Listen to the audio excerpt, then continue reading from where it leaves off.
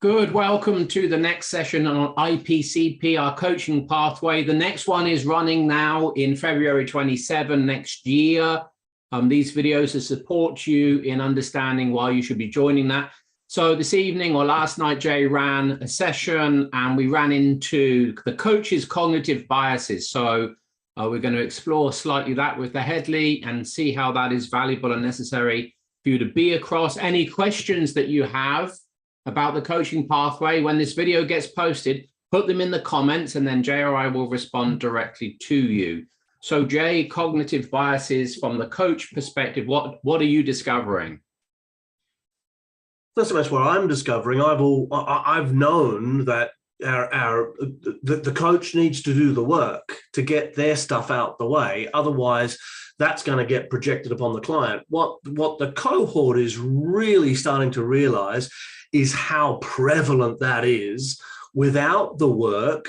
It's a bit like trying to understand a book by reading the first chapter. You can't understand the whole book. You can't go deeply into it. So a lot of coaches think they know themselves.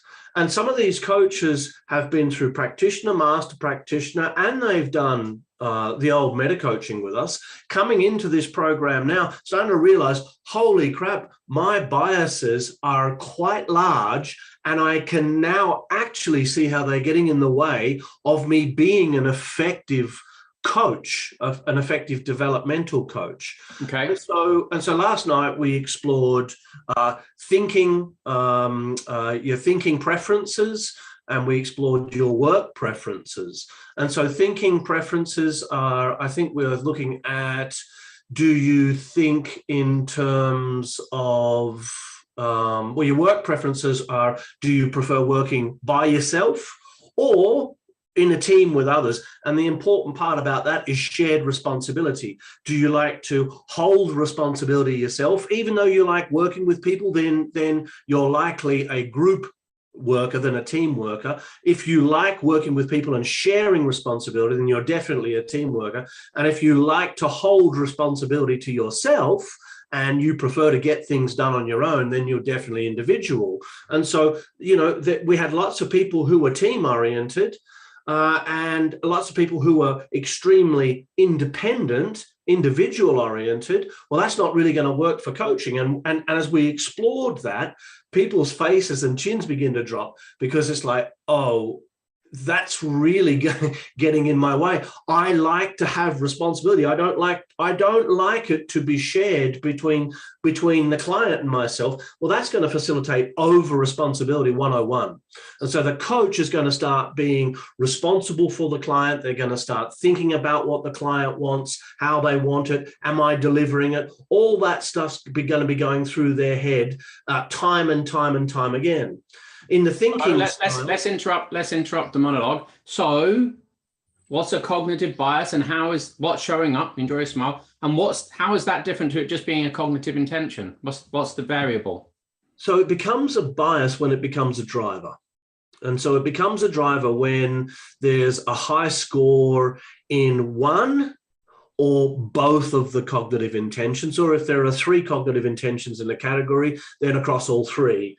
Then the category becomes a bias. Then it's a cognitive category bias, which is off the scale. Then it's part of your identity. It's part of your personality structure at that point. So hold on. Say more about off the scale. It's off the scale in terms of. So an example in perspectives. One person in the group had 90% first person, 95% second person, 100% third person. Right. That means that perspectives are now part of their identity. I said, tell me about how perspectives are part of your identity. She said, all I talk about is perspectives. I live, I dream, I think about perspectives. I'm constantly correcting people's language. It's like it's part of her identity. That's why it's so strong across the category. So the whole category becomes a driver. How does that play out as a bias for that student particularly, without going into who that was? because they'll be constantly just coming back to perspectives. They won't be referencing anything else other than perspectives. They won't be referencing cognitive biases. They won't be referencing beliefs. They won't be referencing values. They'll just go, this is a perspective problem, because that's all there is. It's like tunnel vision. And so suddenly, well, that's your perspective, in his or her relationships, primary relationships. Well, that's your perspective, sweetheart. It's not my perspective. Can you hear how subjective that is? They're getting into arguments over whose perspective it is, because it's part of the identity structure now. Yeah. And so the bias is what, though? The bias is a category bias. Right.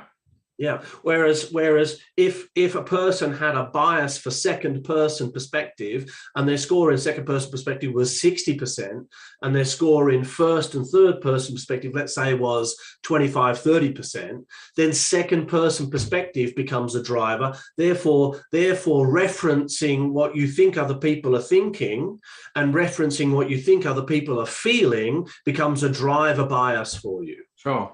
Good. Okay. And and how is the course helping with that for the student? As we go deeply into each of the biases, the students are seeing not only how the bias runs for them, but we're having individual and collective coaching conversations where everybody's invited into the process. So I'll coach somebody to their bias by asking, what's the positive intention of the bias? How does it serve you? How does it not serve you? Really simple questions. As you sit back, do you have permission to be able to expand your thinking to include the other perspectives, to include the other views within that category? Stuff like that. But then we'll slow it down. And we'll go, what question would you ask here across the cohort? If you were this person, what's coming up for you? Who else has this bias? Right, what's coming up for you as I'm asking Bob these questions? What's coming up for you? What's coming up for you? What's coming up for you? What's coming up for you? And they're sharing, and that person who I'm coaching then's going, that's exactly what's happening for me. Oh my God, what that person said. And so we're collectively learning off, like in a group and team coaching experience, about these biases and how they play out, not only for the person who's being coached or the people who are involved, but also my partner does that. Oh my God, my partner says I do that. So awareness of these biases, unless you're aware of them, you're going to be projecting them onto your client unconsciously, which means you're outside of your awareness, and it seems as though you're being unbiased. But your thinking patterns are directing the very fabric of your thinking, and therefore the fabric of the experience of the coachee who may not share those biases. So what kind of coach can we expect to be coaching that isn't aware of these biases? What's the kind of quality? What's the likely outcome of the sessions with their clients? Well, they'll have an unconscious agenda, Joseph. So they will hold an unconscious agenda to get somewhere. Let's say they had high achievement and high influence in terms of their success strategy. Yeah.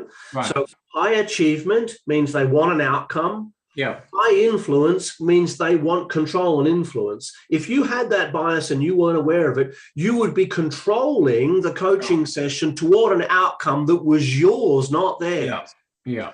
And you're not even going to know you're doing it. Yeah. And so I did it. A client once stood up at the end of a coaching session. He looked at me and he said, "Stop trying so fucking hard." Right.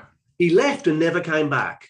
It was the lesson for me that I was holding an agenda. It took me about 2 years to see it, but as I just held on to that, held on to it, it came to me like, that's what was going on. Here's me driving the session with my biases. That kind of thing's going to happen. So as you can hear from our sharing here, we're very keen and we are very invested in making sure that as a coach, and particularly as an accredited coaching room coach, you're across a really clean, pure, and systemic approach to coaching. If that interests you, drop your questions in the comment section, or just really easy, come book on the course for next year, see Harriet. That's it from us. Till next time.